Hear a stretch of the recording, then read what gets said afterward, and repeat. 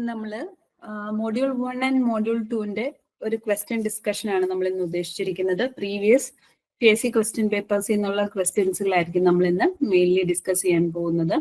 So നമുക്ക് start ചെയ്യാം. Okay, which of the following statement are correct about an atom? The electrons have a negative charge of 1.602 into 10 raised to minus 19 coulomb. Nucleus of atom consists of protons and neutrons. The protons have a positive charge of 1.602 into 10 raised to minus 19 coulomb.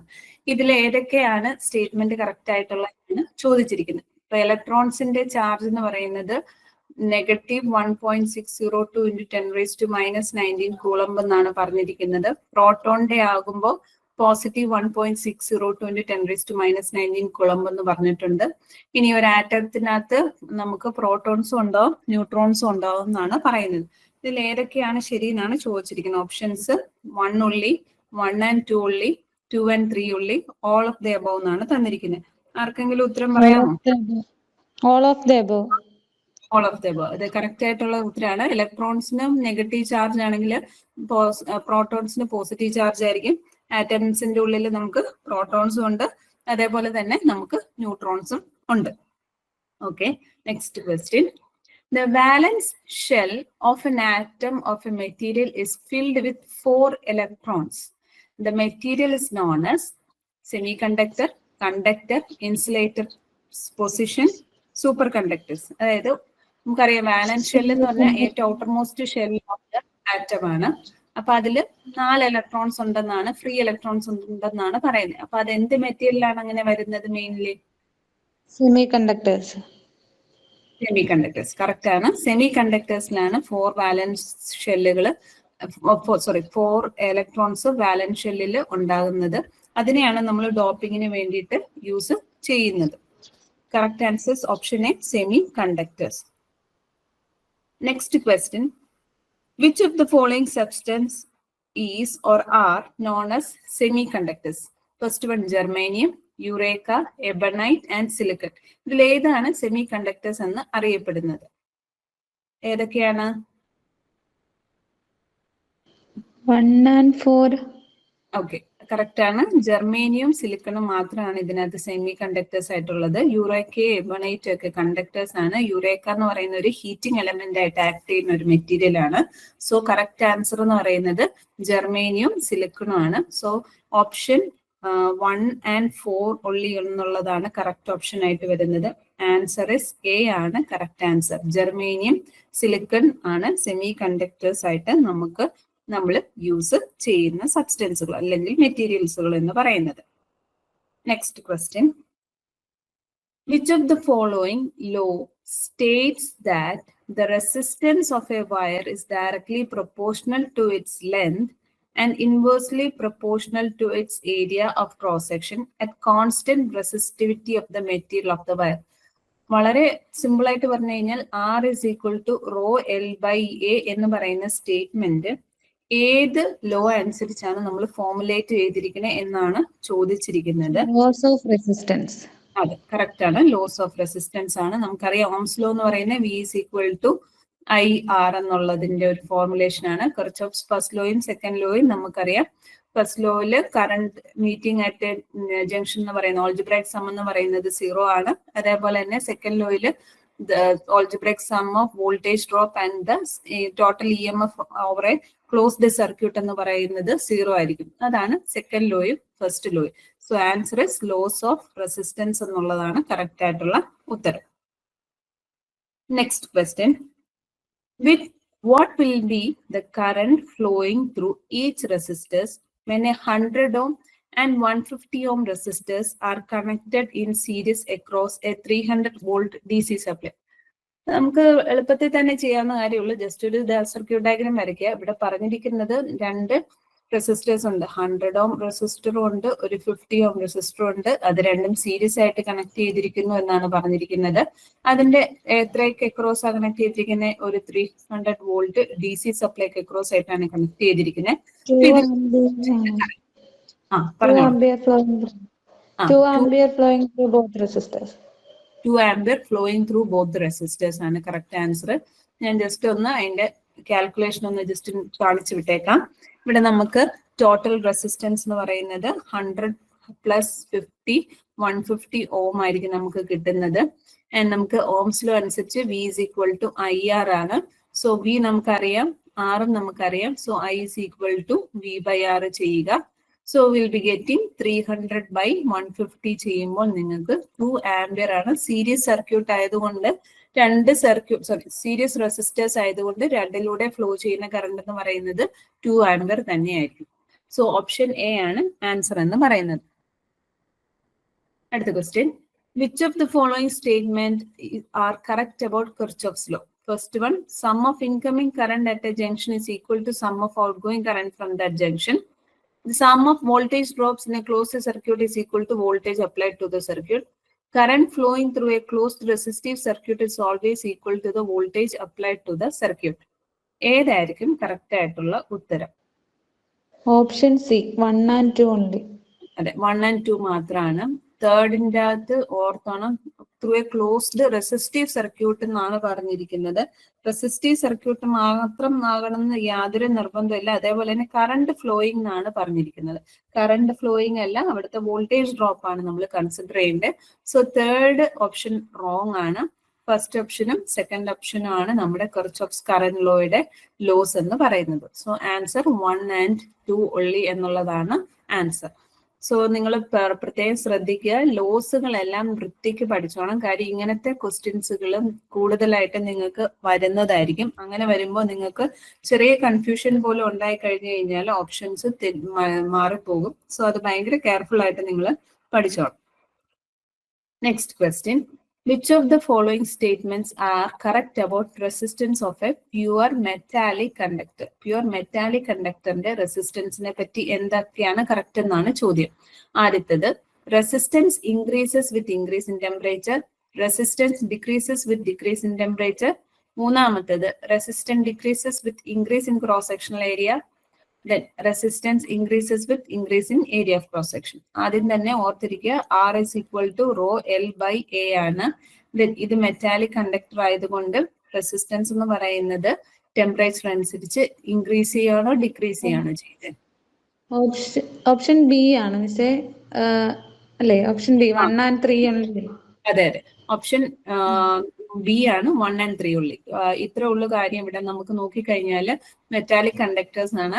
Metallic കണ്ടക്ടേഴ്സിൽ temperature കൂടുമ്പോഴത്തേക്കും അവിടുത്തെ ഇലക്ട്രോൺസിന്റെ vibrations കൂടുകയാണ് ചെയ്യുന്നത്. അതായത് temperature കൂടുമ്പോഴത്തേക്കും ഈ electrons കുറച്ചും കൂടെ free ആകും. അത് അപ്പൊ അതിന്റെ ആ കോവാലൻ ബോൺസ് ബ്രേക്ക് ചെയ്ത് അതിന്റെ കണ്ടക്ഷനോട്ട് പോകാനായിട്ടുള്ള പോസിബിലിറ്റി കൂടുതലാണ്.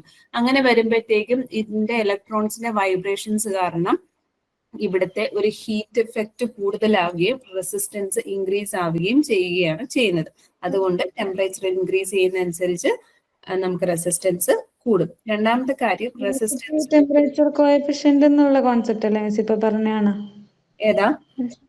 അതെ, റെസിസ്റ്റൻസ് അല്ലെ, പോസിറ്റീവ് ടെമ്പറേച്ചർ കോഎഫിഷ്യന്റ് ആണ് കണ്ടക്ടേഴ്സിനുള്ള ആ ഒരു ഇതല്ലേ മിസ് ഇപ്പൊ പറഞ്ഞത്? അതെ അതെ അതെ, അതായത് മെയിൻലി റെസിസ്റ്റൻസ് വരുന്നതിന്റെ കാരണം എന്ന് പറഞ്ഞു കഴിഞ്ഞാല് ഇപ്പം ടെമ്പറേച്ചറോ അല്ലെങ്കിൽ അങ്ങനെ എന്തെങ്കിലും ഒരു എഫക്റ്റ് കാരണം ഇലക്ട്രോൺസിന് ഫ്രീ ആകാനുള്ള ഒരു പോസിബിലിറ്റി അവിടെ ഉണ്ടാവുകയാണ്. അല്ലെങ്കിൽ അതിന് അവിടെ ഒരു വൈബ്രേഷൻ എഫക്റ്റ് അവിടെ ക്രിയേറ്റ് ചെയ്യുന്നതുകൊണ്ട് തന്നെയാണ് റെസിസ്റ്റൻസ് അവിടെ ഉണ്ടാകുന്നത്. അങ്ങനെയാണ് റെസിസ്റ്റൻസ് അവിടെ രൂപീകരിച്ച് വരുന്നത് എന്നാണ് പറയുന്നത്. ഓക്കെ, പിന്നെ നമുക്ക് അറിയാം റെസിസ്റ്റൻസിന്റെ ഇക്വേഷൻ എന്ന് വെച്ചാൽ റോ L/A ആണ്. അപ്പൊ റെസിസ്റ്റൻസും ഏരിയയും ഇൻവേഴ്സ്ലി പ്രൊപ്പോർഷണൽ ആണ്. അപ്പൊ ഏരിയ ഓഫ് ക്രോസ് സെക്ഷൻ കൂടി കഴിഞ്ഞാൽ റെസിസ്റ്റൻസ് ഡിക്രീസ് ചെയ്യും. സോ നമുക്ക് പറയാം 1 and 3 ആണ് കറക്റ്റ് ആയിട്ടുള്ള ഓപ്ഷൻസ് എന്ന് നമുക്ക് പറയാം. So answer is option B ആണ് കറക്റ്റ് ആയിട്ടുള്ള ഉത്തരം. Okay, next question. If 10 numbers of 200 ohm resistors are connected in parallel across a 12-volt DC supply, what will be the effective resistance appeared across the supply? എപ്പോഴും ഓർത്തിരിക്കേണ്ട ഒരു കാര്യം, parallel ആയിട്ടാണ് resistance connect ചെയ്യുന്നതെങ്കിൽ total resistance എന്ന് പറയുന്നത് decrease ചെയ്യാനാണ് possibility. Total resistance will B decreased. അപ്പൊ 200 ഓമിനേക്കാളും താഴെയായിരിക്കും ഈ പാരലൽ ആയിട്ട് കണക്ട് ചെയ്തിരിക്കുന്ന ടോട്ടൽ റെസിസ്റ്റൻസ് എന്ന് പറയുമ്പോൾ. അപ്പൊ നമുക്ക് ഇതിനകത്ത് നിന്ന് ഓപ്റ്റ് ഔട്ട് ചെയ്ത് കളയാൻ പറ്റുന്നത് എ എന്ന് പറയുന്നത് ഓപ്റ്റ് ഔട്ട് ചെയ്ത് കളയാം. കാര്യം അത് 2000 ഓം ആണ് തന്നിരിക്കുന്നത്. പിന്നെ നമുക്ക് ഏതാണ് ബി സി ഡി ഏതാണ് വരുന്നതെന്നാണ് നമുക്ക് നോക്കേണ്ടത്. ഇതിന് നമുക്കറിയാം 10 പറഞ്ഞു, ആൻസർ പറഞ്ഞു. 20 ഓം ആണോ? കറക്റ്റ് ആണ്, 20 ഓം ആണ്. ഇത്രേ ഉള്ളൂ. നമ്മൾ എങ്ങനെയാണ് ടോട്ടൽ റെസിസ്റ്റൻസ് പാരലൽ ആയിട്ട് കണക്ട് ചെയ്യുമ്പോൾ 1/RT is equal to 1/R1 plus 1/R2 plus up to 1/Rn വരെ നമുക്ക് പോകാം അല്ലെ. ഇതെല്ലാം സെയിം റെസിസ്റ്റൻസ് ആണെന്ന് പറഞ്ഞിരിക്കുന്നത് കൊണ്ട് തന്നെ നമുക്ക് എങ്ങനെ എഴുതാം? 1/RT is equal to N/R എന്ന് വേണമെങ്കിൽ എഴുതാം. So or we can write RT is equal to R/N എന്ന് വേണമെങ്കിൽ എഴുതാം. അപ്പൊ R/N എന്ന് പറയുമ്പോൾ ഒരു റെസിസ്റ്റർ എന്ന് പറയുന്നത് 200 ഓം ആണ്. അപ്പൊ അങ്ങനത്തെ എത്ര എണ്ണം ഉണ്ട്?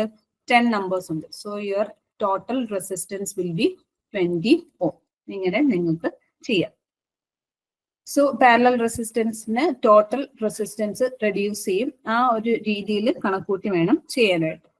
Okay, next question. Which of the following process is known as സോൾഡറിങ്? ഇതിൽ ഏതിനെയാണ് നമ്മൾ സോൾഡറിങ് എന്ന് പറയുന്നത്? The process of joining two metal conductors without melting them, process of joining two metal conductors by melting them, process of joining two metal conductors by using the reverse. ഇതിൽ എന്താണ് ശരിക്കും soldering എന്ന് പറയുന്നത്? Option C, the process of joining two metal conductors without melting them. Correct ആണ്. സോൾഡറിങ്ങിനകത്ത് രണ്ട് metallic conductors തമ്മിലാണ് join ചെയ്യുന്നതെങ്കിൽ അതിനെ മെൽറ്റ് ചെയ്യാത്ത രീതിയിൽ അതിനെ ജോയിൻ ചെയ്യുന്ന പ്രോസസ്സാണ് നമ്മൾ സോൾഡറിങ് എന്ന് പറയുന്നത്. നമ്മൾ സോൾഡറിങ് അയൺ വെച്ചിട്ടാണ് സോൾഡറിങ് പ്രോസസ്സ് ചെയ്യുന്നത്. ഓക്കെ, ഓപ്ഷൻ സി ആണ് കറക്റ്റ് ആൻസർ എന്ന് പറയുന്നത്. ഒരു ഡൗട്ട് ഉണ്ടേ. ഈ സോൾഡറിങ് ചെയ്യുമ്പോൾ ഫോം ചെയ്യുന്നത് എന്ത് ടൈപ്പ് ഓഫ് ജോയിന്റ് ആണെന്നൊരു ക്വസ്റ്റ്യൻ ഞാൻ കണ്ടിരുന്നു. എന്നിട്ട് അതിലിങ്ങനെ ലാബ് ജോയിന്റ്, റിവറ്റ് ജോയിന്റ് എന്നൊക്കെ പറഞ്ഞിങ്ങനെ ആൻസേഴ്സ് കണ്ടേ. അപ്പൊ അതിന്റെ ആൻസർ ഏതായിട്ടാണ് വരുന്നത്? നമ്മൾ സോൾഡറിങ് ചെയ്ത് ഫോം ചെയ്യുന്നത് എന്ത് ടൈപ്പ് ഓഫ് ജോയിന്റ് ആണെന്ന്? ഏത് ടൈപ്പ് ഓഫ് ഇതാണ് ജോയിന്റ് ആണ് ഫോം ചെയ്യുന്നതാണോ ക്വസ്റ്റ്യൻ വരുന്നത്?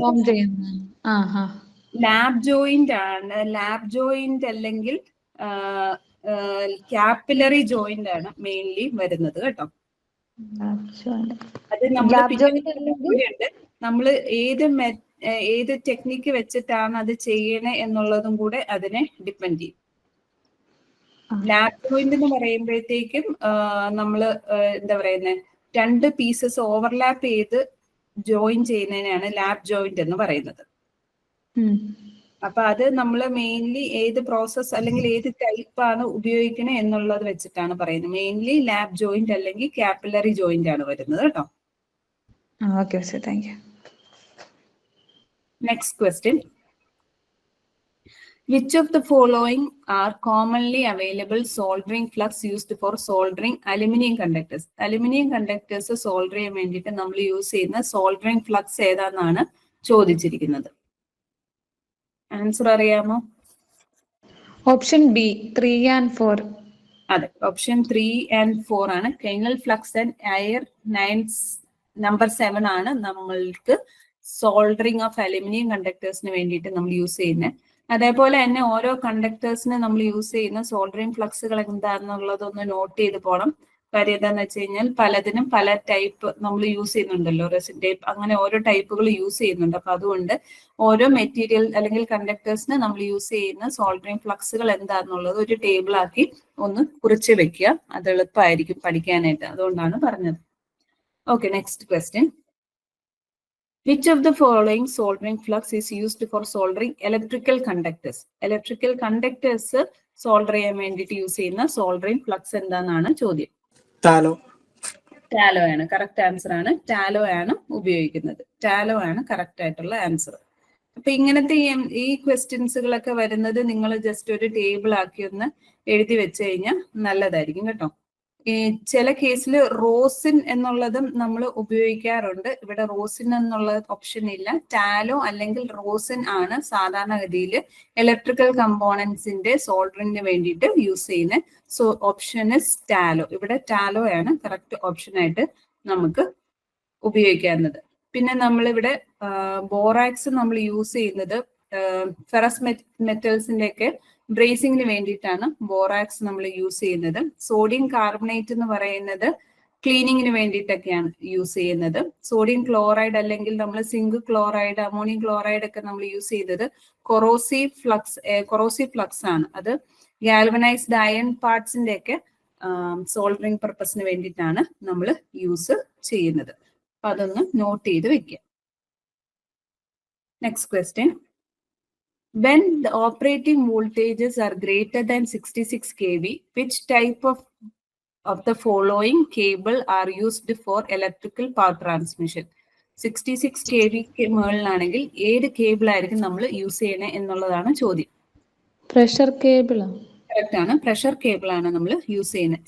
ഓർത്തിരിക്കുക, 66 kV മുകളിലാവുമ്പോഴത്തേക്കും അത് നമുക്ക് സോളിഡ് കേബിൾസിന് പകരം നമ്മൾ ലിക്വിഡ് കേബിൾസുകളിലോട്ടായിരിക്കും മെയിൻലി പോകുന്നത്. അതുകൊണ്ട് തന്നെ പ്രഷർ കേബിൾസ് ആയിരിക്കും നമ്മൾ യൂസ് ചെയ്യുന്നത്. കാര്യം സോളിഡ് കേബിൾസ് യൂസ് ചെയ്യുമ്പോഴത്തേക്കും വോയിഡ്സ് ഉണ്ടാകാനുള്ള പോസിബിലിറ്റീസ് ഉണ്ട്. വോയിഡ്സ് എന്ന് വെച്ചാൽ ഹോളുകൾ ഉണ്ടാകാറുണ്ട് നമ്മുടെ ഈ കേബിൾസിന്റെ ഉള്ളിൽ.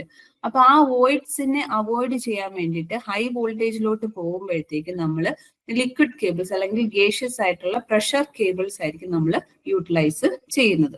ഒന്ന് അറിഞ്ഞിരിക്കുക, അതിന്റെ റീസൺ ആണ് ഞാനൊന്ന് പറഞ്ഞത്. Okay, next question. Match the items in list 1 to list 2. ഇവിടെ നമുക്ക് ലിസ്റ്റ് 1 ലിസ്റ്റ് 2 തന്നിട്ടുണ്ട്. List 1 current, potential difference, resistance. List 2 അതിന്റെ യൂണിറ്റ്സുകളാണ് തന്നിരിക്കുന്നത്. സിമ്പിൾ ആയിട്ടുള്ള കാര്യമാണ്. കറണ്ടിന്റെ യൂണിറ്റ് ആംപിയർ ആണ്. 1 to 3 ആണ് മാച്ച് ചെയ്ത് വരുന്നത്. പൊട്ടൻഷ്യൽ ഡിഫറൻസിന് 2 1 ആണ്. ആൻഡ് റെസിസ്റ്റൻസ് എന്ന് പറയുന്നത് ഓം ആണ്.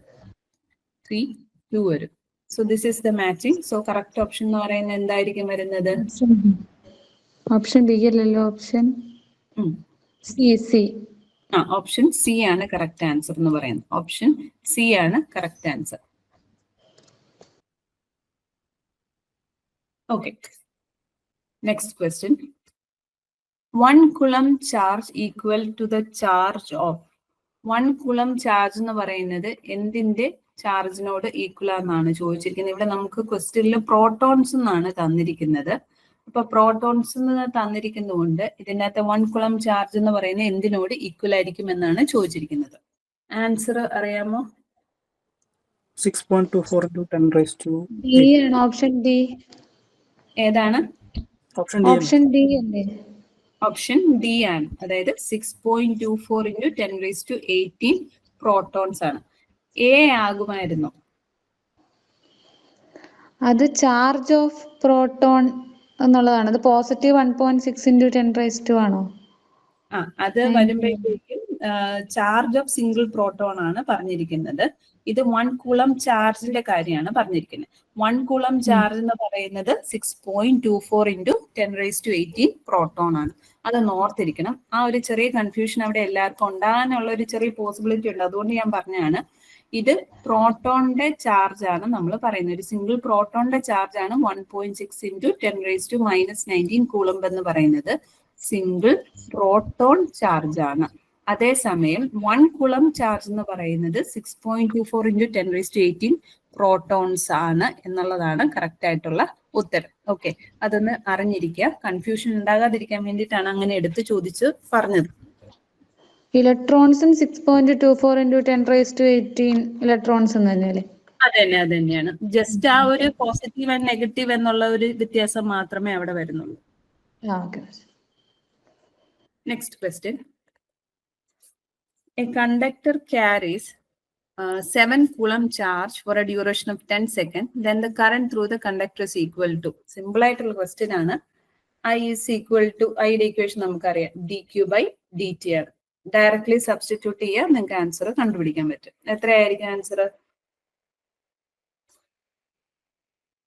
0.7 ആംപിയർ. 0.7 ആംപിയർ. ഓക്കെ, കറക്റ്റ് ആണ്. 7 coulomb divided by 10 second. So 0.7 ampere ആയിരിക്കും നിങ്ങൾക്ക് കിട്ടുന്നത്. ആൻസർ എ ആണ് കറക്റ്റ് ഉത്തരം. ആൻസർ എ ആണ് കറക്റ്റ് ഉത്തരം. Next question. From the following options, which one is correct regarding conductor, insulator and semiconductor? Conductor, insulator, സെമികണ്ടക്ടറിനെ പറ്റി ഉള്ള ഏതാണ് കറക്റ്റ് എന്നാണ് ചോദിച്ചിരിക്കുന്നത്. Energy gap between valence and conduction band is low in insulators. Large number of free electrons are available in conduction band of semiconductors than conductors. The valence band and conduction band overlaps in conductors. Valence band electrons can be easily moved into conduction band in insulators. ഓരോ option ആയിട്ട് നമുക്കൊന്ന് നോക്കാം. വാലൻസ് ബാൻഡിൻ പറഞ്ഞു answer അറിയാമെങ്കിൽ പറഞ്ഞോളൂ.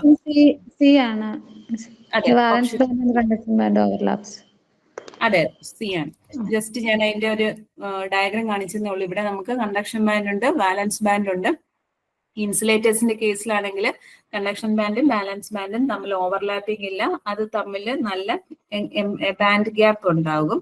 അതേസമയം semi കണ്ടക്ടറിന്റെ കേസിൽ conduction ബാൻഡിലും വാലൻസ് ബാൻഡും തമ്മിൽ ഓവർലാപ്പിംഗ് ഇല്ല, പക്ഷെ അവർ തമ്മിലുള്ള എനർജി ബാൻഡ് ഗ്യാപ്പ് എന്ന് പറയുന്നത് കുറവായിരിക്കും. മെറ്റലിന്റെ കേസിൽ കണ്ടക്ഷൻ ബാൻഡും വാലൻസ് ബാൻഡും ഓവർലാപ്പ് ചെയ്യും. അതാണ് കറക്റ്റ് ആയിട്ടുള്ള ഉത്തരം. ബാക്കി ഇവിടെ നോക്കിക്കഴിഞ്ഞു കഴിഞ്ഞാൽ എനർജി ഗ്യാപ്പ് ബിറ്റ്വീൻ വാലൻസ് ബാൻഡും കണ്ടക്ഷൻ ബാൻഡും ഇൻസുലേറ്റേഴ്സിന് ലോ ആണെന്നാണ് പറഞ്ഞിരിക്കുന്നത്. ആ ഓപ്ഷൻ തെറ്റാണ്, അത് ഹൈ ആയിരിക്കും. ഇനി സെക്കൻഡ് കേസ് നോക്കുകയാണെന്നുണ്ടെങ്കിൽ ഫ്രീ ഇലക്ട്രോൺസിന്റെ അവൈലബിലിറ്റി സെമി കണ്ടക്ടേഴ്സിനേക്കാളും കൂടുതൽ കണ്ടക്ടേഴ്സിലാണ്, അതും ഓപ്ഷൻ തെറ്റാണ്. വാലൻസ് ബാൻഡിന് ഇലക്ട്രോൺസിന് ഈസിലി മൂവ് ചെയ്യാമെന്നാണ്, ഇൻസുലേറ്റേഴ്സിന്റെ കേസിൽ ഈസിലി മൂവ് ചെയ്യാൻ പറ്റുമെന്നാണ് പറയുന്നത്. ഒരിക്കലും അല്ല, അതിനൊരു ഹൈ എനർജി ഉണ്ടെങ്കിൽ മാത്രമേ അത് മൂവ് ചെയ്യാൻ സാധിക്കത്തുള്ളൂ. സോ ഓപ്ഷൻ സി ആണ് കറക്റ്റ് ആയിട്ടുള്ള ഉത്തരം. Next question. From the given option select the list of insulators. ഇൻസുലേറ്റേഴ്സിന്റെ ലിസ്റ്റ് ആണ് ചോദിച്ചിരിക്കുന്നത്. ഓരോ ഓപ്ഷൻസ് നോക്കുക. First option gold, silver, copper. Second one glass, paper, aluminium. Third one silicon, glass, iron. And D വരുന്നത് mica, wood, paper. ഏതായിരിക്കും insulators? Option D ആണ്. വളരെ എളുപ്പമുള്ള ഒരു ക്വസ്റ്റ്യൻ ആണ്. മൈക്ക, വുഡ്, പേപ്പർ ആണ് ലിസ്റ്റ് ഓഫ് ഇൻസുലേറ്റേഴ്സ് എന്ന് പറയുന്നത്. Okay, next question. If a material having forbidden energy of 6 electron volt, identify the type of material. അതായത് എനർജി ബാൻഡിന്റെ ആ എനർജി എന്ന് പറയുന്നത്, ആ ബാൻഡ് ഗ്യാപ്പിന്റെ എനർജി എന്ന് പറയുന്നത് 6 ഇലക്ട്രോൺ വോൾട്ട് വരുന്നത് ഏത് മെറ്റീരിയലാണ് എന്നാണ് ചോദിച്ചിരിക്കുന്നത്. കണ്ടക്ടർ, സെമി കണ്ടക്ടർ, റെസിസ്റ്റർ, ഏതിനായിരിക്കും? ഇൻസുലേറ്റേഴ്സിനാണ്. കറക്റ്റ് ആയിട്ടുള്ള ഉത്തരമാണ്. ഇൻസുലേറ്റേഴ്സിനാണ് 6 ഇലക്ട്രോൺ വോൾട്ട് ആയിട്ട് വരുന്നത്. Next question. Identify the requirements of a good insulating material in a cable. ഒരു നല്ല ഇൻസുലേറ്റിംഗ് മെറ്റീരിയലിന്റെ റിക്വയർമെന്റ്സുകൾ എന്തൊക്കെയാണെന്നാണ് ചോദിച്ചിരിക്കുന്നത്. High dielectric strength, low mechanical strength, withstand temperature from -30 to 100 degree Celsius, high insulation resistance. ഏതായിരിക്കും correct ആയിട്ടുള്ള ഉത്തരം? ഓരോന്നൊന്ന് ആലോചിച്ചൊന്ന് പറയുക. Option C. Option C 1, 3, 4. അതിലാ ലോ മെക്കാനിക്കൽ സ്ട്രെങ്ത് എന്ന് പറയുന്നത് അത് ഹൈ മെക്കാനിക്കൽ സ്ട്രെങ്ത് ആണല്ലോ. അതെ, ഹൈ മെക്കാനിക്കൽ സ്ട്രെങ്ത് കറക്റ്റ് ആണ്. 1, 3 and 4 ആണ് കറക്റ്റ് ആയിട്ടുള്ള ഓപ്ഷൻസ്. ഡൈഇലക്ട്രിക് സ്ട്രെങ്ത് ഹൈ ആണെങ്കിൽ മാത്രമാണ് അതിന് നല്ല ഇൻസുലേറ്റർ ആയിട്ട് ആക്ട് ചെയ്യത്തുള്ളൂ. അതേപോലെ തന്നെ ഇൻസുലേഷൻ റെസിസ്റ്റൻസും കൂടുതലായിരിക്കണം, അല്ലെന്നുണ്ടെങ്കിൽ ലീക്കേജ് കറണ്ട് ഫ്ലോ ചെയ്യാനുള്ള പോസിബിലിറ്റി ഉണ്ട്. അപ്പൊ അതുകൊണ്ട് അത് രണ്ടും ഹൈ ആയിരിക്കണം. അതേപോലെ തന്നെ മെക്കാനിക്കൽ സ്ട്രെങ്ത് ഉണ്ടെങ്കിൽ മാത്രമേ കേബിള് ആ ഒരു ഷേപ്പിലും അതേപോലെ തന്നെ അത് ബ്രേക്ക് ചെയ്യാതെയൊക്കെ നിലനിൽക്കത്തുള്ളൂ. സോ ഓപ്ഷൻ സി ആണ് കറക്റ്റ് ആയിട്ടുള്ള ഉത്തരം. Next question. Read the statements and choose the correct option. Wire wound resistors are used for high current application. Carbon composition resistors are used for small power application. And uttaram edana? 1 and 2 are correct. 1 correct and 2 is wrong. 1 wrong and 2 is correct. 1 and 2 are wrong. Edana correct aayittulla uttaram? ആർക്കെങ്കിലും പറയാമോ? 2 type of റെസിസ്റ്റേഴ്സിന്റെ ആണ് പറഞ്ഞിരിക്കുന്നത്. Wire വൗണ്ടും ഉണ്ട്, carbon composition റെസിസ്റ്റേഴ്സും ഉണ്ട്. Correct ആയിട്ടുള്ള ഉത്തരം എന്ന് പറയുന്നത് 1 and 2 ആണ്. Okay, wire mount resistors high current ആപ്ലിക്കേഷൻസിന് വേണ്ടിയിട്ടാണ് യൂസ് ചെയ്യുന്നത്. Mainly industrial equipment, power supply ഒക്കെ വേണ്ടിയിട്ടാണ് നമ്മൾ വയർ മൗണ്ട് റെസിസ്റ്റേഴ്സ് യൂസ് ചെയ്യുന്നത്. കാർബൺ കോമ്പോസിഷൻ റെസിസ്റ്റേഴ്സ് നമ്മൾ യൂസ് ചെയ്യുന്നത് കൺസ്യൂമർ പ്രമിസസിലും അല്ലെങ്കിൽ ഓട്ടോമോട്ടീവ് ആപ്ലിക്കേഷൻസിനൊക്കെ വേണ്ടിയിട്ടാണ് നമ്മൾ carbon composition resistors mainly use ചെയ്യുന്നത്. അതിന്റെ ആപ്ലിക്കേഷൻസ് ആണ്. അപ്പൊ ഇത് രണ്ടും കറക്റ്റ് ആണ്. ഹൈ കറന്റിന് വയർ മൗണ്ടും കാർബൺ കോമ്പോസിഷൻ സ്മോൾ പവർ ആപ്ലിക്കേഷൻസിന് വേണ്ടിയിട്ടാണ് നമ്മൾ യൂസ് ചെയ്യുന്നത്. The function of flux in soldering is, എന്തിനാണ് ഫ്ലക്സ് അല്ലെങ്കിൽ സോൾഡറിംഗിൽ എന്താണ് ഫ്ലക്സിന്റെ ഫങ്ഷൻ എന്നാണ് ചോദിച്ചിരിക്കുന്നത്. reduce temperature of soldering process to keep the metal surface clean and oxide free, reduce melting point of soldering, to reduce the time of soldering process. എന്തിനാണ് ശരിക്കും flux നമ്മൾ use ചെയ്യുന്നത്? Option B, to keep metal surface clean and oxide free. Correct ആണ്. ഫ്ലക്സിന്റെ main ഉദ്ദേശം എന്ന് പറയുന്നത് surface clean ആക്കി വെക്കാനും അതേപോലെ തന്നെ ഓക്സൈഡ് ഫ്രീ ആക്കാനും. അങ്ങനെ ഓക്സൈഡ് ഫ്രീ ആയില്ലെന്നുണ്ടെങ്കിൽ അവിടെ ഓക്സിഡേഷൻ നടക്കാനുള്ള പോസിബിലിറ്റി ഉണ്ട്. So always the metal should be clean and oxide free ആണെങ്കിൽ മാത്രമാണ് നന്നായിട്ട് നമുക്ക് സോൾഡറിങ് ചെയ്ത് കംപ്ലീറ്റ് ചെയ്യാൻ സാധിക്കത്തുള്ളൂ. അല്ലെങ്കിൽ മെൽറ്റിംഗ് ഉണ്ടാവാനുള്ള പോസിബിലിറ്റി ഉണ്ട്. Next question, identify the effect of aluminum impurity in tin lead solder from the following.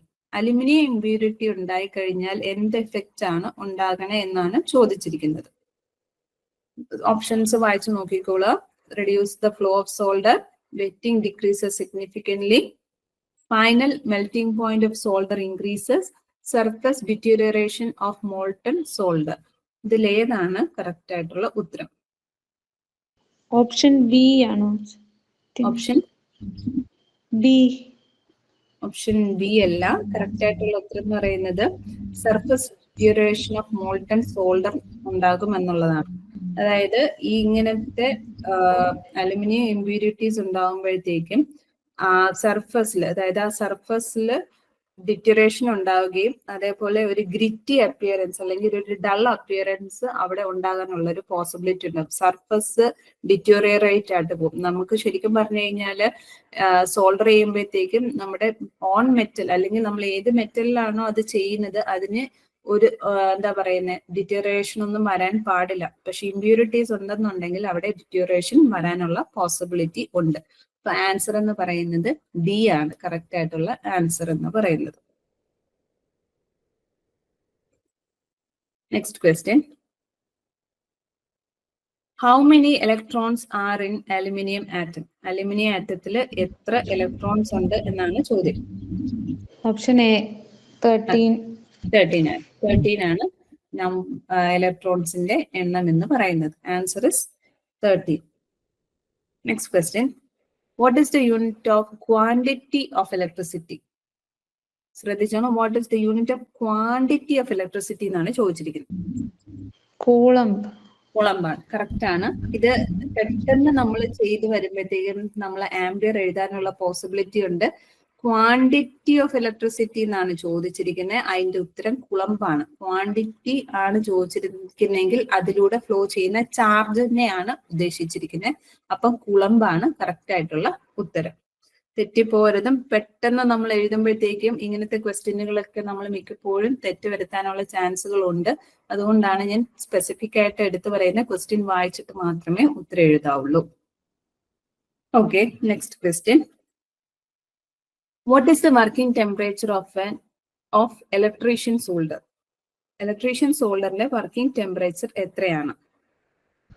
Option A 185 degree Celsius. Commonly നമ്മൾ യൂസ് ചെയ്യുന്നത് 180 തൊട്ട് 250 ഡിഗ്രി സെൽഷ്യസ് വരെയാണ്. പക്ഷെ സാധാരണഗതിയിൽ 185 ഡിഗ്രി സെൽഷ്യസ് ആണ് വർക്കിംഗ് ടെമ്പറേച്ചർ ആയിട്ട് നമ്മൾ എടുക്കുന്നത്.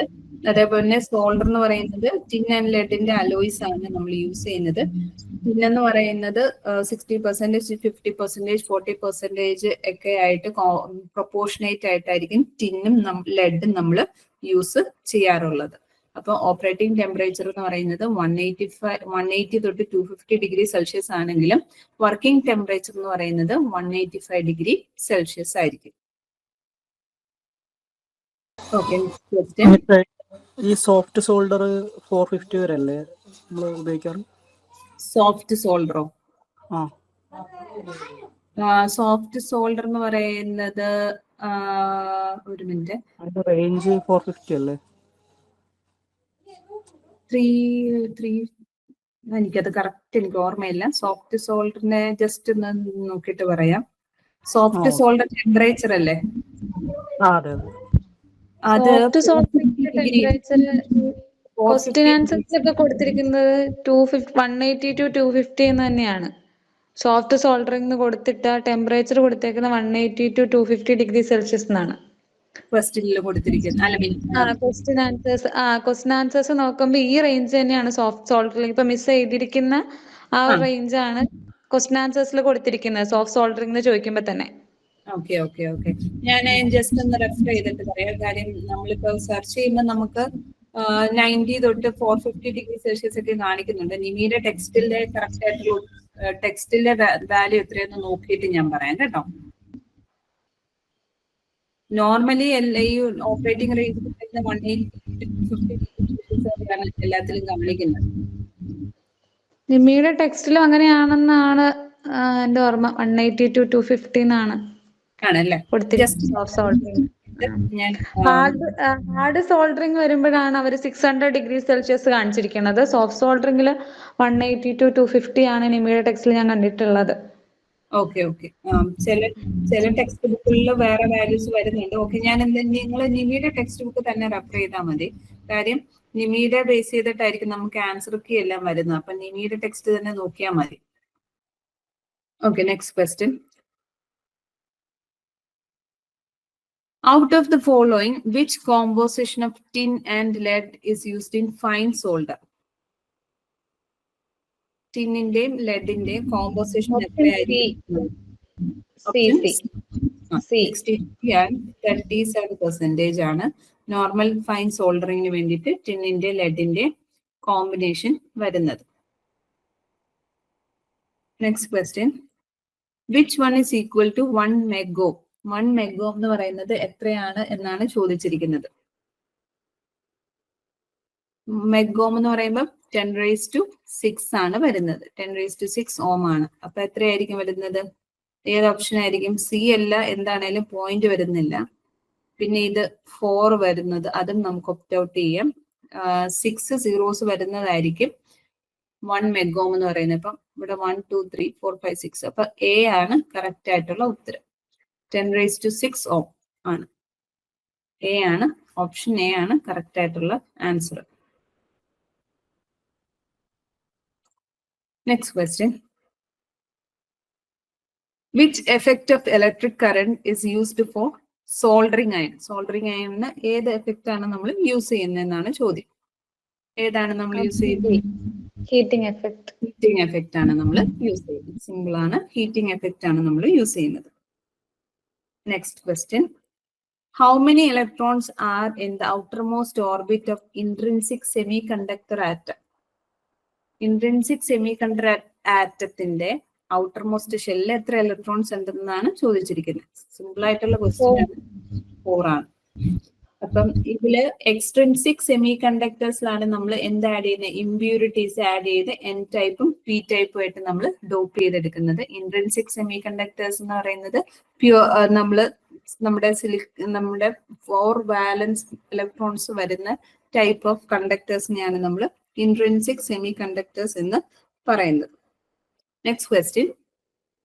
The normal current carrying capacity of 1.2 mm copper cable is 16 ampere. What is the current carrying capacity of a cable when protected by coarse excess current protection? ഇതിന്റെ answer ഒന്ന് പറയാമോ? 16 ampere ആണ് normal current rated current carrying capacity എങ്കിൽ course excess current protection കൊടുക്കുവാണെങ്കിൽ നമ്മളുടെ current carrying capacity എത്രയായിരിക്കും എന്നാണ് ചോദിച്ചിരിക്കുന്നത്. ആൻസർ അറിയാമോ? 0.81 വെച്ചിട്ടുള്ള മൾട്ടിപ്ലൈ ചെയ്യണം. അതെ, അത് തന്നെയാണ് കറക്റ്റ് ആയിട്ടുള്ള ഉത്തരമാണ്.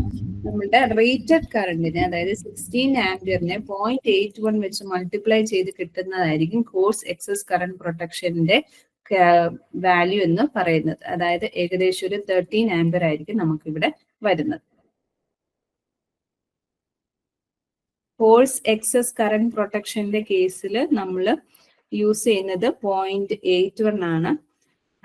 ശരിക്കും പറഞ്ഞു കഴിഞ്ഞാൽ നമ്മൾ ഈ കോഴ്സ് എക്സസ് കറന്റ് പ്രൊട്ടക്ഷൻ നമ്മൾ എക്സീഡ് ചെയ്യാൻ അല്ലെങ്കിൽ 1.5 ടൈംസ് വരെ കറണ്ട് പാസ് ചെയ്യുന്ന രീതിയിലാണ് ഈ എക്സസ് കറണ്ട് വരിക എന്നുകൊണ്ട് പറയുന്നത്. പക്ഷെ എപ്പോഴും ഓർത്തിരുന്നോണം, അതിന്റെ കറണ്ട് ക്യാരിങ് കപ്പാസിറ്റി നമ്മൾ കാൽക്കുലേറ്റ് ചെയ്യുന്നത് 0.81 വെച്ച് മൾട്ടിപ്ലൈ ചെയ്തിട്ട് വേണം ചെയ്യാനായിട്ട്. So answer is option A ആണ്, 13 ampere. Next question. What is the conductivity of aluminum conductor when compared to copper conductor of the same size? Aluminium കണ്ടക്ടറിനെ വെച്ച് നോക്കുമ്പോൾ, സെയിം സൈസിലുള്ള അലുമിനിയം കണ്ടക്ടറും കോപ്പർ കണ്ടക്ടറിനെ വെച്ച് നോക്കുമ്പോൾ കണ്ടക്ടിവിറ്റി ഏതായിരിക്കും ബെറ്റർ?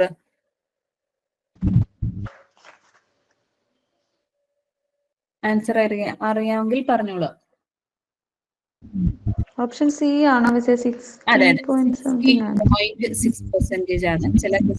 ചില ക്വസ്റ്റ്യൻ പേപ്പറിൽ 61% എന്നും കാണാറുണ്ട്. ആക്ച്വൽ വാല്യൂ എന്ന് പറയുന്നത് 60.6% തന്നെയാണ്. കണ്ടക്ടർ എത്ര? 66% എന്ന് പറഞ്ഞിട്ടുണ്ടായിരുന്നു. 66.6% എന്ന് പറഞ്ഞ ഒരു പേപ്പറിൽ ഒരു ഇതിനകത്തുണ്ടായിരുന്നു. പക്ഷെ ആക്ച്വലി 61% അല്ലെങ്കിൽ 60.6% ആണ് വരുന്നത്.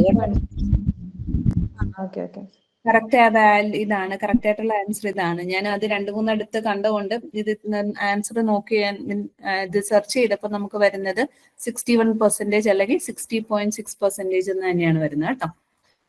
ഈ ആൻസർ പഠിച്ചാൽ മതി. Next question. What is the expansion form of XLPE cable? XLPE കേബിളിന്റെ ഫുൾ ഫോം എന്താണെന്നാണ് ചോദിച്ചിരിക്കുന്നത്. Option C, cross linked polyethylene. അതെ, ക്രോസ് ലിങ്ക്ഡ് പോളിയെത്തിലീൻ എന്നുള്ളതാണ് കറക്റ്റ് ഓപ്ഷൻ ആൻസർ വരുന്നത്. ഇവിടെ ഡിയിൽ വരുമ്പോഴത്തേക്കും ക്രോസ് ലൈൻ പോളിയെത്തിലീൻ എന്ന് വരുന്നുണ്ട്. അപ്പൊ നമ്മൾ നോക്കി ആൻസർ എഴുതുക. Find the value of resistance in a circuit having current 2.5 ampere and voltage applied 230 volt. നമുക്ക് R ആണ് കണ്ടുപിടിക്കേണ്ടത്. ഓംസ് ലോയുടെ ഇക്വേഷനിൽ equation V is equal to IR ഇട്ട് കൊടുത്തിട്ട് നമ്മൾ അതിനകത്ത് നിന്ന് R കണ്ടുപിടിച്ചാൽ മതി. V/I ചെയ്താൽ R കണ്ടുപിടിക്കാം. ഒന്ന് ചെയ്ത് നോക്കാമോ? നമുക്ക് ഇവിടെ വരുന്ന വോൾട്ടേജ് 230 ആണ്, ഡിവൈഡഡ് ബൈ 2.5. എത്ര വരും? 2.3 ആണെങ്കിൽ 100 നമുക്ക് പറയായിരുന്നു. അപ്പൊ 92 ഓം ആണ് correct answer. 92 ohm. Next question. Which law states that in each closed circuit the sum of all voltage drop is equal to 0? ഒരു ക്ലോസ്ഡ് സർക്യൂട്ട് എടുത്താൽ അവിടെയുള്ള എല്ലാ വോൾട്ടേജ് ഡ്രോപ്സിന്റെ സം എന്ന് പറയുന്നത് 0. ഓക്കെ, കിർച്ചോഫ്സ് സെക്കൻഡ് ലോ ആണ് ഇത് പറയുന്നത്. ഓപ്ഷൻ ഡി ആണ് correct answer. Next question. What is the temperature coefficient of resistance of a semiconductor? സെമി കണ്ടക്ടറിന്റെ ടെമ്പറേച്ചർ കോഎഫിഷ്യന്റ് എന്താണ്? Negative temperature coefficient. Negative temperature coefficient ആണ്. പോസിറ്റീവ് വരുന്നത് കണ്ടക്ടേഴ്സിനാണ്. സോ നെഗറ്റീവ് ടെമ്പറേച്ചർ കോഎഫിഷ്യന്റ് ആണ് സെമി കണ്ടക്ടേഴ്സിന്റെ റെസിസ്റ്റൻസ് വരുന്നത്. Okay, next question. What is the value of resistivity of copper? Resistivity of കോപ്പറിന്റെ വാല്യൂ എത്രയാണെന്നാണ് ചോദിച്ചിരിക്കുന്നത്. ഓപ്ഷൻസ് നോക്കാം. 2.4 മൈക്രോ ഓമീറ്റർ, 0.017 മൈക്രോമീറ്റർ, 1.64 മൈക്രോമീറ്റർ, 7.8 ഏതാ? 0.017. ഓക്കെ, 0.017 മൈക്രോമീറ്റർ ആണ് കറക്റ്റ് ആൻസർ. ശരിക്കും അതിന്റെ വാല്യൂ എത്രയാണ് വരുന്നത്? 1.68 × 10⁻⁻8 ഓം മീറ്റർ എന്നാണ് വരുന്നത്. ഓക്കെ, അപ്പൊ അത് മൈക്രോ ഓമിലോട്ട് കൺവേർട്ട് ചെയ്യുമ്പോഴത്തേക്കും വരുന്നത് 0.017 മൈക്രോ ഓം മീറ്റർ ആണ് വരുന്നത്. ഒന്ന് ശ്രദ്ധിച്ചാൽ മതി, ചിലപ്പോൾ പല രീതിയിൽ ക്വസ്റ്റ്യൻസ് വരാവുന്നതുകൊണ്ട് അത് കൺഫ്യൂസിങ് ആകാതിരിക്കാൻ വേണ്ടിയിട്ട് പറഞ്ഞതേ ഉള്ളൂ. Next question, which law states that in a closed electric circuit the applied voltage is equal to sum of voltage drops? ഏത് ലോ ആണ്? സിമ്പിൾ ആയിട്ടുള്ള ക്വസ്റ്റ്യൻ ആണ്. നേരത്തെ നമ്മൾ ഡിസ്കസ് ചെയ്ത സെയിം ലോ ആണ്, Kirchhoff second law.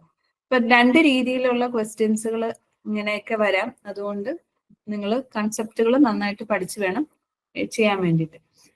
Okay, so answer എന്ന് പറയുന്നത് കിർച്ചോഫ് സെക്കൻഡ് ലോ ആണ്. Next question, what is the formula quantity of electricity? Quantity of ഇലക്ട്രിസിറ്റിയുടെ ഫോർമുല എന്താണെന്നാണ് ചോദിച്ചിരിക്കുന്നത്. ഓപ്ഷൻ എ ആണ് കറക്റ്റ് ആൻസർ. അതെ, ഓപ്ഷൻ എ ആണ് correct answer. I is equal to dq by dt ആണ്. അല്ലെങ്കിൽ നമുക്ക് എഴുതാം dq is equal to I into dt എന്ന് എഴുതാം.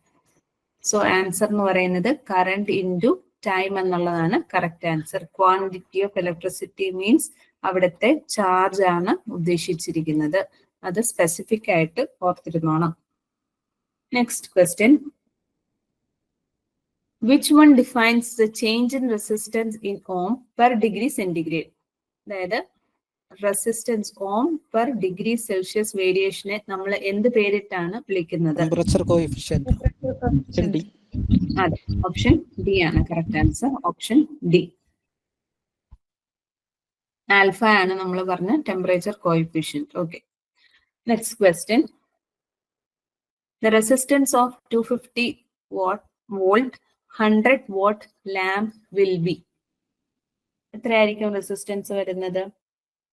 പവറിന്റെ ഇക്വേഷൻ എഴുതിയാൽ മതി. P is equal to 625. Option C ആണ്. ഓപ്ഷൻ സി ആണ്, 625 ഓം ആണ്. ഇങ്ങനത്തെ കുറച്ച് വാല്യൂസുകളൊക്കെ നിങ്ങൾ കാണാതെ പഠിച്ചൊക്കെ വെക്കുകയാണെങ്കിൽ എളുപ്പമായിരിക്കും. കാണാതെ ചെയ്യാൻ പറ്റുന്ന ആൻസേഴ്സുകളാണ്. നമ്മൾക്ക് ഇങ്ങനെ ജസ്റ്റ് രണ്ട് ലാമ്പുകൾ തമ്മിലുള്ള കമ്പാരിസൺ വന്നു കഴിഞ്ഞാൽ റെസിസ്റ്റൻസ് പെട്ടെന്ന് അറിഞ്ഞു കഴിഞ്ഞാൽ ഇങ്ങനത്തെ പ്രോബ്ലംസ് ചെയ്യാൻ എളുപ്പമായിരിക്കും. അതുകൊണ്ട് ഇതൊക്കെ ഒരു കോമൺ സ്റ്റാൻഡേർഡ് ആയിട്ട് വരുന്ന ക്വസ്റ്റ്യൻസുകളാണ്. അതൊക്കെ ഒന്ന് അറിഞ്ഞിരിക്കുക. Okay, next question, the resistivity of conductor. ശ്രദ്ധിച്ചോണം, റെസിസ്റ്റിവിറ്റി ഓഫ് കണ്ടക്ടർ റോയാണ് ചോദിച്ചിരിക്കുന്നത്. Okay, decreases with increase of temperature, increases very slowly by increasing the temperature, increases sharply by increasing the temperature slightly, increases very sharply inversely to the temperature. റോയുടെ function എന്താണ്? ഏതാണ്? A ആണോ? Decreases with increase of temperature ആണ്. Resistivity കുറയോ? ഏതാണ്? Option C ആണോ? Increases sharply by increasing temperature slightly. അതാണ് correct ആയിട്ടുള്ള ഉത്തരം. ഇതൊരു PSC ക്വസ്റ്റ്യൻ ആണ്. പക്ഷെ അതിന്റെ ഒരു പ്രശ്നം എന്ന് പറഞ്ഞു കഴിഞ്ഞാല് ഇവിടെ increases very slowly by increasing the temperature അങ്ങനെ ഒരു ഓപ്ഷനും തരുന്നുണ്ട്. രണ്ടിടത്തും ഇൻക്രീസിങ് ആണ് വരുന്നത്. പക്ഷെ ടെമ്പറേച്ചർ ഇൻക്രീസ് ചെയ്യുമ്പോൾ, സ്ലൈറ്റ് ആയിട്ട് ഇൻക്രീസ് ചെയ്യുമ്പോൾ തന്നെ റെസിസ്റ്റിവിറ്റി നന്നായിട്ട് കൂടുകയാണ് സാധാരണ രീതിയിൽ കണ്ടക്ടേഴ്സിന്റെ കേസിൽ വരുന്നത്. അതുകൊണ്ട് ഓപ്ഷൻ സി ആണ് കറക്റ്റ് ആയിട്ടുള്ള ഉത്തരം. അപ്പൊ അതൊന്ന് നോട്ട് ചെയ്തോണം. ഇങ്ങനത്തെ ഈ ചെറിയ വേരിയേഷൻസ് ആയിരിക്കും ഓപ്ഷൻസ് തമ്മിൽ ഉണ്ടാകുന്നത്. അങ്ങനെ വരുമ്പോഴത്തേക്ക് നമുക്കത് ഓപ്റ്റ് ഔട്ട് ചെയ്ത് എടുക്കാൻ ബുദ്ധിമുട്ടായിരിക്കും. അപ്പൊ അതുകൊണ്ട് അത് കെയർഫുൾ ആയിട്ട് ആലോചിച്ച് വേണം നിങ്ങൾ ഉത്തരം എഴുതാനായിട്ട്. ഓക്കെ, ഓപ്ഷൻ സി ആണ് ഉത്തരം. Then what is the reciprocal of resistance? റെസിസ്റ്റൻസിന്റെ റെസിപ്രോക്കൽ എന്താണെന്നാണ് ചോദിച്ചിരിക്കുന്നത്. കണ്ടക്ടൻസ് ആണ്. കറക്റ്റ് ആണ്. കണ്ടക്ടൻസ് റെപ്രസെന്റ് ചെയ്യുന്നത് ജി ആയിട്ടാണ് അല്ലെ? Answer option A. Next question, what are the 3 factors essential to make a simple electric circuit? ഒരു സിമ്പിൾ ഇലക്ട്രിക് സർക്യൂട്ട് ഉണ്ടാകണമെങ്കിൽ എന്തൊക്കെ വേണമെന്നാണ് ചോദിച്ചിരിക്കുന്നത്. ഓരോ ഓപ്ഷൻസ് ആയിട്ട് നോക്കുക. Switch, voltage, fuse, current, fuse conductor, electromotive force, current, resistance, potential difference, quantity of electricity. D ആണോ? Resistance. D ആണോ? ആണോ? ഓപ്ഷൻ സി ആണ്. അപ്പൊ ഓപ്ഷൻ സി ആണ് കറക്റ്റ്. അവിടെ സി കറക്റ്റ് ആണെന്ന് പറയാൻ കാര്യം ഇവിടെ ക്വാണ്ടിറ്റി ഓഫ് ഇലക്ട്രിസിറ്റി ആണ് പറഞ്ഞിരിക്കുന്നത്. What is quantity of electricity? Q ആണ്. ഇവിടെ സാധാരണഗതിയിൽ ഒരു സിമ്പിൾ ഇലക്ട്രിക് സർക്യൂട്ട് നമ്മൾ ഓംസ് ലോ വെച്ചിട്ടാണ് പറയുന്നത് V is equal to IR. ഈ ഒരു കാര്യം ഓർത്തിരുന്നാൽ മതി. ഇവിടെ ഐയും ഉണ്ട്, റെസിസ്റ്റൻസും ഉണ്ട്, വോൾട്ടേജ് ഉണ്ട്. ഇവിടെ പക്ഷെ നമുക്ക് എന്താ ഉള്ളത്? ക്യൂ ആണുള്ളത്. ക്യൂ ഉണ്ടായാൽ അവിടെ എന്തും കൂടെ വന്നായിരുന്നു, ഒരു ടൈം ചേഞ്ച് കൂടെ ഉണ്ടായിരുന്നെങ്കിൽ നമുക്ക് വേണമെങ്കിൽ പറയായിരുന്നു അത് ഓപ്ഷൻ കറക്റ്റ് ആണെന്ന് പറയായിരുന്നു. ഓക്കെ, അതാണ് ഈ രണ്ട് സിയും ഡിയും തമ്മിലുള്ള ഒരു വ്യത്യാസം വന്നത്. Okay, next question. If short circuit is occurred in an electric circuit, then the value of resistance will be എന്തായിരിക്കും? ഹൈ ആണോ, ലോ ആണോ, സീറോ ആണോ, ഇൻഫിനിറ്റി ആണോ? സീറോ. കറക്റ്റ് ആണ്, സീറോ ആണ്. കാര്യം കറണ്ട് റെസിസ്റ്റൻസ് ഇല്ല, ഫുൾ കറണ്ട് ആ ഷോർട്ട് സർക്യൂട്ടിലൂടെ ആയിരിക്കും ഫ്ലോ ചെയ്യുന്നത്. Next question. The current in a series circuit is, simple ആണ്, same throughout the circuit ആണ്. Option is same throughout the circuit ആണ് correct option. Next question. The low value of resistance can be measured by ഏത് method വെച്ചിട്ടാണ്? C ആണ്, kelvin bridge method വെച്ചിട്ടാണ് നമ്മൾ ചെയ്യുന്നത്. Medium ആണെന്നുണ്ടെങ്കിൽ നമ്മൾ വീസ്റ്റൺസ് ബ്രിഡ്ജ് മെത്തേഡ് വെച്ച് നമ്മൾ യൂസ് ചെയ്യുന്നത്. ഓപ്ഷൻ സി ആണ് കറക്റ്റ് ആയിട്ടുള്ള ഉത്തരം. Next question. As per Ohm's law, the current is directly proportional to എന്തിനോടായിരിക്കും directly proportional? Voltage. Directly proportional to voltage ആണ്. ഓപ്ഷൻ എ ആണ് കറക്റ്റ് ആയിട്ടുള്ള ഉത്തരം. Next question. Ohm's law states the relationship between. Ohm's law എന്ത് തമ്മിലുള്ള relationship ആണ് പറയുന്നത്? നമുക്കറിയാം voltage ഉണ്ട്, വോൾട്ടേജിനോടും കറണ്ടിനോടും ഡയറക്ട്ലി പ്രൊപ്പോർഷണൽ ആണെന്ന് നമ്മൾ പറഞ്ഞു കഴിഞ്ഞു. EMF, current, resistance.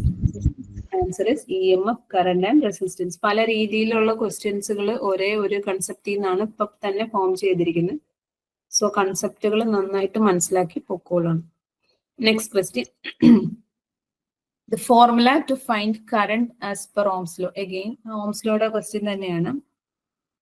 I is equal to V by R ആണ്. ഇതെല്ലാം ഈ ക്വസ്റ്റ്യൻസുകളെല്ലാം തന്നെ ഒരേ PSC ക്വസ്റ്റ്യനിൽ നിന്ന് തന്നെ കിട്ടുന്നതാണ്, ഒരൊറ്റ പേപ്പറിൽ നിന്ന് തന്നെ കിട്ടിയതാണ്. അപ്പൊ അതുകൊണ്ട് ഇങ്ങനെ പല രീതിയിലും ക്വസ്റ്റ്യൻസ് വരും, അതുകൊണ്ട് പഠിച്ചു പോകണം. സിമ്പിൾ ആയിട്ടുള്ള ഇങ്ങനത്തെ ടോപ്പിക്സ് ഒക്കെ നമുക്ക് ഈസിലി സ്കോർ ചെയ്യാൻ പറ്റുന്നതാണ്. അപ്പൊ അതുകൊണ്ട് തന്നെ ഇങ്ങനത്തെ ടോപ്പിക്സുകൾ നന്നായിട്ട് പഠിച്ചുകൊണ്ട് പോയാൽ മാക്സിമം മാർക്ക് നിങ്ങൾക്ക് സ്കോർ ചെയ്തെടുക്കാൻ പറ്റും. Next question. What is the change of resistance value of the conductor as its diameter is doubled? Diameter double ചെയ്ത് കഴിഞ്ഞാൽ എന്ത് സംഭവിക്കും എന്നാണ് ചോദിച്ചിരിക്കുന്നത്. എന്തായിരിക്കും സംഭവിക്കുന്നത്? ഏതാണ്? Decreases by 4 times. B ആണ് കറക്റ്റ് ആൻസർ. ഓർത്തിരുന്നോണം.